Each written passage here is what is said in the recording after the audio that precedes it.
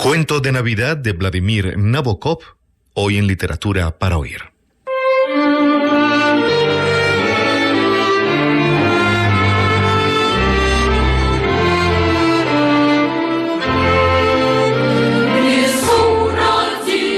Vladimir Vladimirovich Nabokov fue un escritor de origen ruso, de familia rica y aristocrática, nacionalizado estadounidense y fallecido en 1977. Además de novelista, fue un experto en mariposas y ajedrez, traductor, profesor, crítico literario.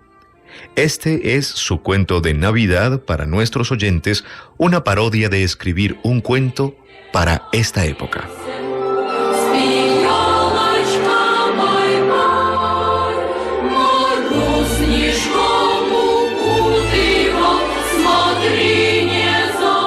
Se hizo el silencio. La luz de la lámpara iluminaba despiadadamente el rostro mofletudo del joven Anton Goly, vestido con la tradicional blusa rusa campesina, abotonada a un lado bajo su chaqueta negra, quien, nervioso y sin mirar a nadie, se disponía a recoger del suelo las páginas de su manuscrito que había desperdigado aquí y allá mientras leía. Su mentor, el crítico de Realidad Roja, miraba el suelo mientras se palpaba los bolsillos buscando una cerilla. También el escritor Novobortsev guardaba silencio, pero el suyo era un silencio distinto, venerable.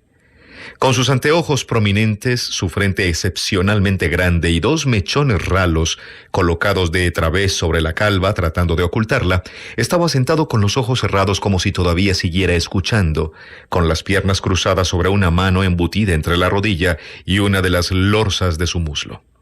No era la primera vez que se veía sometido a este tipo de sesiones con sedicentes novelistas rústicos, ansiosos y tristes. Y tampoco era la primera vez que había detectado en sus inmaduras narrativas ecos que habían pasado inadvertidos para los críticos de sus 25 años de escritura. Porque la historia de Goly era un torpe refrito de uno de sus propios temas, el de El Filo. Una novela corta que había compuesto lleno de esperanza y de entusiasmo y cuya publicación el pasado año no había logrado en absoluto acrecentar su segura, aunque pálida reputación. El crítico encendió un cigarrillo. Goly, sin alzar la vista, guardó el manuscrito en su cartera. Pero su anfitrión se mantenía en silencio no porque no supiera cómo enjuiciar el relato, sino porque esperaba, dócil y también aburrido, que el crítico finalmente se decidiera a pronunciar las frases que él, Novobortsev, no se atrevía ni siquiera a insinuar. Que el argumento era un tema de Novobortsev, que también procedía de Novobortsev, la imagen aquella del personaje principal, un tipo taciturno, dedicado en cuerpo y alma a su padre, un hombre trabajador que logra una victoria psicológica sobre su adversario, el despreciable intelectual, no tanto en razón de su educación, sino gracias a una especie de serena fuerza interior. Pero el crítico encorvado en el sillón de cuero como un gran pájaro melancólico se empecinaba desesperadamente en su silencio. Cuando Novobortsev se dio cuenta de que una vez más no iba a oír las palabras esperadas, mientras trataba de concentrar su pensamiento en el hecho de que, después de todo, el aspirante a escritor había ido hasta él y no hasta Neverov para solicitar su opinión, cambió de postura, volvió a cruzar las piernas metiendo la mano entre las mismas y dijo con toda seriedad: «Veamos». Pero al observar la vena que se hinchaba en la frente de Goly, cambió de tono y siguió hablando con voz tranquila y controlada. Dijo que la historia estaba sólidamente construida, que el poder de lo colectivo se advertía en el episodio en el que los campesinos empiezan a construir una escuela con sus propios medios, que en la descripción del amor que Piotr siente por Aniuta había ciertas imperfecciones de estilo que no lograba acallar. Sin embargo, el reclamo poderoso de la primavera y la urgencia del deseo, y mientras hablaba, no dejaba de recordar por alguna razón que había escrito a aquel crítico recientemente para recordarle que su 25º aniversario como escritor era en enero, pero que le rogaba categóricamente que no se organizara ninguna conmemoración, teniendo en cuenta que sus años de dedicación al sindicato todavía no habían acabado. En cuanto al tipo de intelectual que has creado, no acaba de ser convincente, decía. No logras transmitir la sensación de que está condenado. El crítico seguía sin decir nada. Era un hombre pelirrojo, enjuto, decrépito, del que se decía que estaba tuberculoso, pero que probablemente era más fuerte que un toro. Le había contestado también por carta que aprobaba la decisión de Novobortsev, y allí se había acabado el asunto. Debía de haber traído a Goli como compensación secreta. Novobortsev se sintió de improviso tan triste, no herido, solo triste, que dejó de hablar de pronto y empezó a limpiar las gafas con el pañuelo, dejando al descubierto unos ojos muy bondadosos. El crítico se puso en pie. «¿A dónde vas? Todavía es temprano», dijo Novobortsev, levantándose a su vez. Anton Goli se aclaró la garganta y apretó su cartera contra el costado. «Será un escritor, no hay duda alguna», dijo el crítico con indiferencia, vagando por el cuarto y apuñalando el aire con su cigarrillo ya acabado. Canturreaba entre dientes, con cierto tono de asperidad, se inclinó sobre la mesa de trabajo y luego se quedó un rato mirando una estantería donde una edición respetable de Das Kapital ocupaba su lugar entre un volumen gastado de Leonid Andreyev y un tomo anónimo sin encuadernar. Finalmente, con el mismo paso cansino, se acercó a la ventana y abrió la cortina azul. «Venga a verme alguna vez», decía mientras tanto Novobortsev a Anton Goli, que primero se inclinó a saludarle con torpeza para después erguirse como con altanería. «Cuando escriba algo nuevo, tráigamelo». «Una buena nevada», dijo el crítico dejando caer la cortina. «Por cierto, hoy es Nochebuena». Y se puso a buscar distraído su sombrero y su abrigo. «En los viejos tiempos, al llegar estas fechas, tú y tus colegas hubieran estado produciendo a marchas forzadas manuscritos navideños». «Yo no», dijo Novobortsev. El crítico se rió entre dientes. «Es una lástima. Deberías escribir un cuento de Navidad, en el nuevo estilo». Anton Goli tosió en su pañuelo. «En otro tiempo lo hicimos», empezó con voz gutural, pero luego carraspeó. «Lo digo en serio», siguió el crítico embutiéndose en el abrigo. «Se puede inventar algo inteligente». «Gracias, pero ya son...» «En otro tiempo», dijo Anton Goli, «lo hicimos. Un maestro que se le metió en la cabeza hacer un árbol de Navidad para los niños. En la cima colocó una estrella roja». «No, eso no sirve», dijo el crítico. «Es más bien severo para un cuento. Tienes que darle un perfil más sutil. La lucha entre dos mundos diferentes. Todo ello contra un fondo nevado». «Hay que tener cuidado con los símbolos, en términos generales», dijo sombrío Novobortsev. «Tengo un vecino, un hombre muy recto, miembro del partido, militante activo, y sin embargo utiliza expresiones como el Gólgota del proletariado». Cuando sus huéspedes se hubieron ido, se sentó en su mesa y apoyó la cabeza en su gran mano blanca.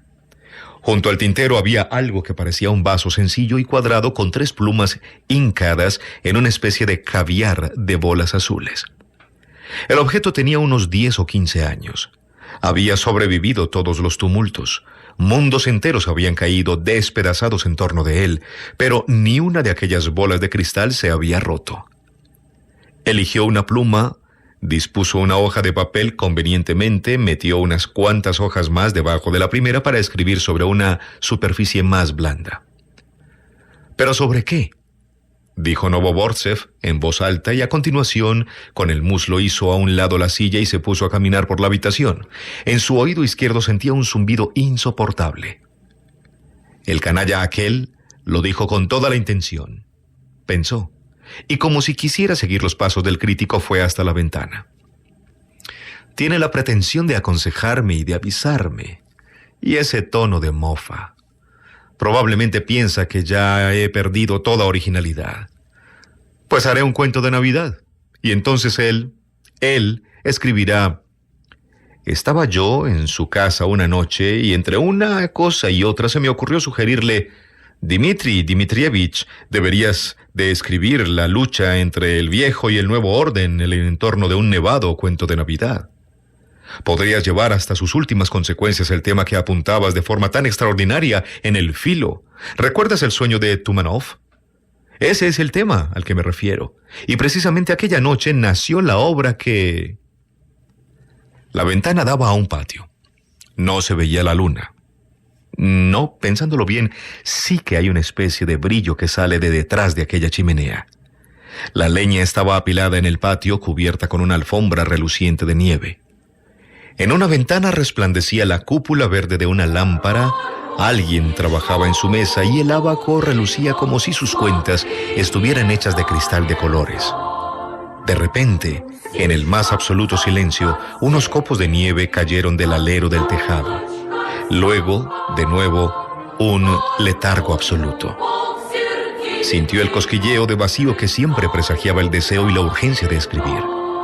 En este vacío algo estaba adquiriendo forma, algo crecía. Una especie de nuevo cuento de Navidad. La misma nieve de siempre, el conflicto totalmente nuevo. Oyó unos pasos cautelosos al otro lado de la pared. Era su vecino que volvía a casa, un tipo discreto y educado, comunista hasta la médula. En una suerte de arrebato más o menos abstracto, con una deliciosa sensación de confianza, Novobortsev se volvió a sentar a la mesa. El tono, la coloratura de la obra ya empezaban a tomar cuerpo. Solo tenía que crear el esqueleto, el tema. Un árbol de Navidad, ese era el comienzo. Se imaginó ciertas familias, gente que en los viejos tiempos había sido importante, gente que estaba aterrorizada, de mal humor, condenada, se los imaginaba con tanta nitidez.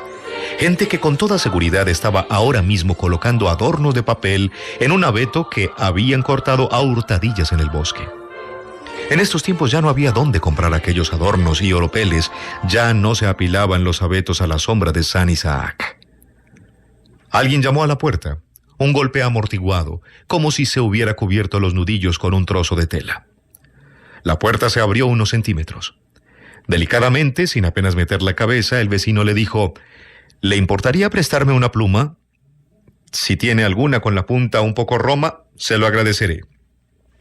Novobortsev se la dio.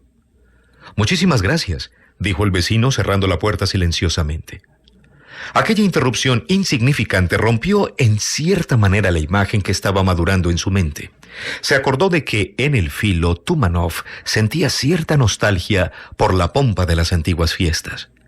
Pero no buscaba ni quería una mera repetición. Y en aquel momento pasó por su mente otro recuerdo inoportuno. Recientemente, en una fiesta, había oído cómo una joven le decía a su marido: «Te pareces mucho a Tumanov en varios aspectos». Durante unos días se sintió feliz, pero luego conoció personalmente a la citada señora y el tal Tumanov resultó ser el novio de su hermana. Y tampoco esa había sido su primera desilusión. Un crítico le había dicho que iba a escribir un artículo sobre tumanovismo. Había algo que le adulaba infinitamente en ese ismo y también en la T con la que la palabra comenzaba en ruso. El crítico, sin embargo, se había ido al Cáucaso a estudiar a los poetas georgianos. Y a pesar de todo, no podía negar que Tumanov le había proporcionado ciertos momentos agradables. Por ejemplo, una lista como la siguiente: Gorky, Novodortsev, Shirikov.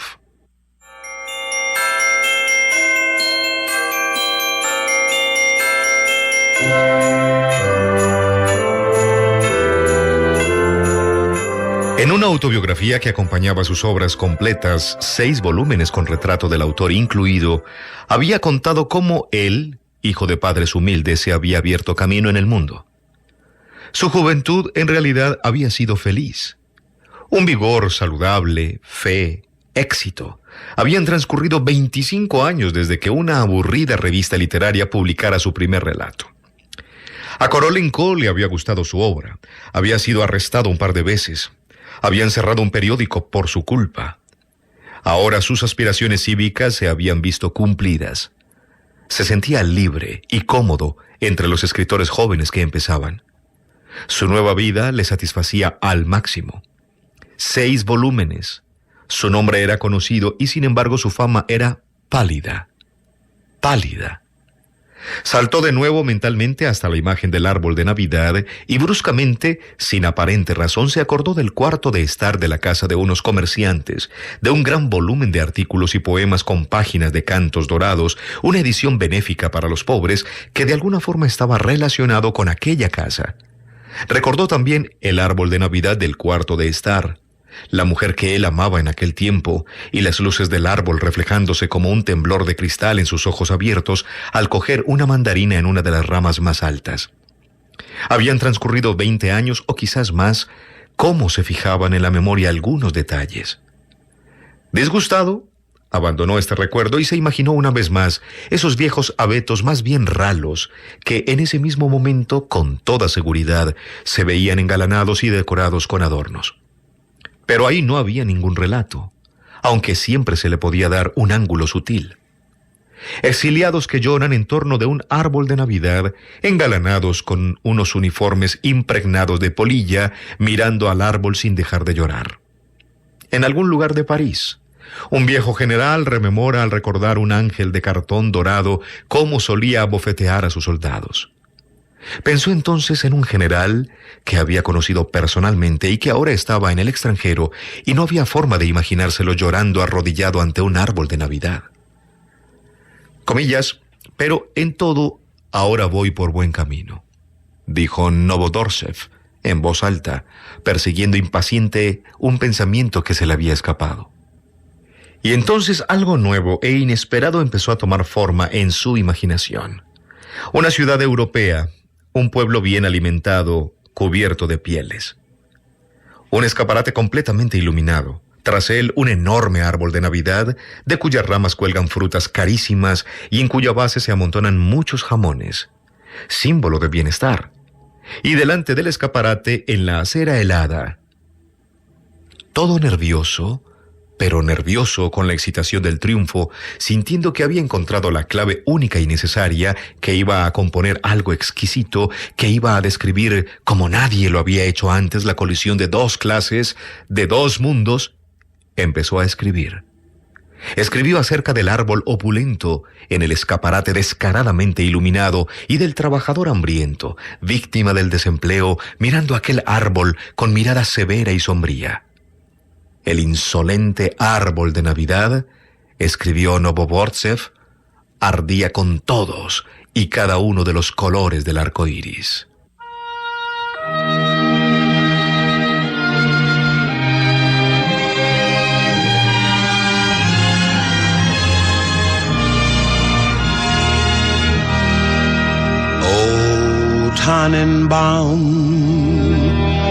O Tannenbaum, wie treu sind deine Blätter. O Tannenbaum, o Tannenbaum. Hoy en Literatura para Oír, Cuento de Navidad, de Vladimir Nabokov, Rusia, Estados Unidos. Du grunst nicht nur zur Sommerzeit, nein, auch im Winter, wenn es schneit. O Tannenbaum, wie treu sind deine Blätter.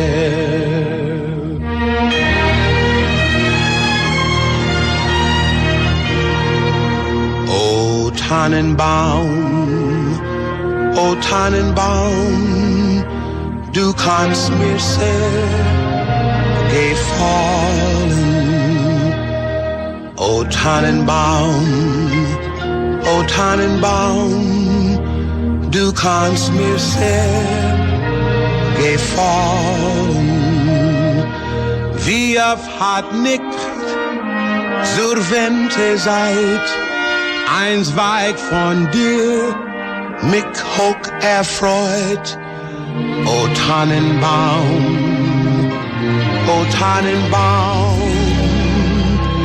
du kannst mir sehr gefallen.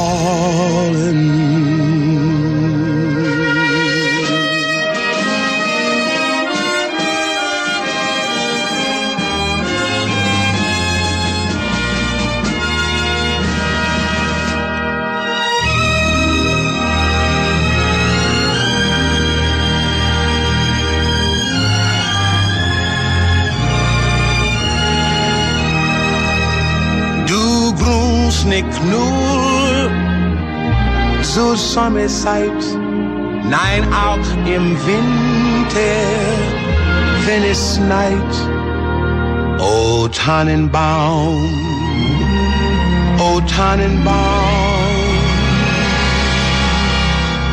wie treu sind deine